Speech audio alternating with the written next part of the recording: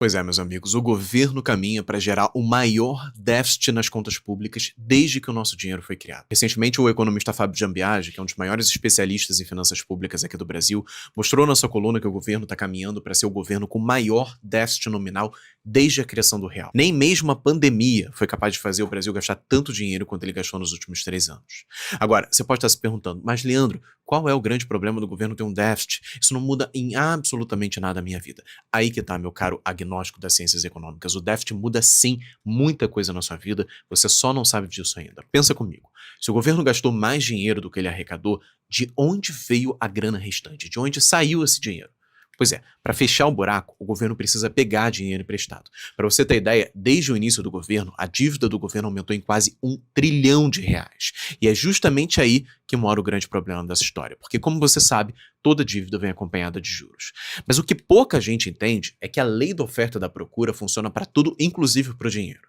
Me diz uma coisa, quando você vai no supermercado e tem muita gente querendo comprar morango, só que tem pouco morango porque não está na época do morango, está fora de época, o que acontece com o preço dele?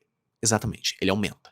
Da mesma maneira, quando o governo está querendo captar bilhões e bilhões de reais emprestado e a quantidade de dinheiro que as pessoas têm para emprestar para ele continua sendo a mesma, a taxa de juros dispara. Por quê? Porque a taxa de juros nada mais é do que o preço do dinheiro. O governo não pode simplesmente obrigar as pessoas a emprestarem dinheiro para ele. Ele precisa convencer elas a fazerem isso. E como ele convence as pessoas? Ele convence elas pagando uma taxa de juros cada vez mais alta. Isso vai totalmente ao contrário, inclusive, das crenças de muitas pessoas têm de que as taxas de juros aqui no Brasil são controladas pelo Banco Central. Não são. O Banco Central controla só a taxa Selic, que é o quanto o governo paga para pegar dinheiro emprestado num dia e devolver no dia seguinte.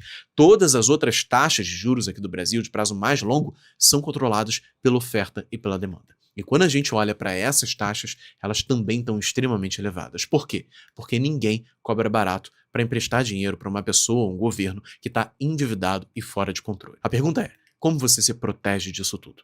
Bom, tem várias maneiras. Você pode investir em ouro, você pode investir em Bitcoin, você pode até mesmo investir em dólar. Mas o importante é que você consiga se proteger disso.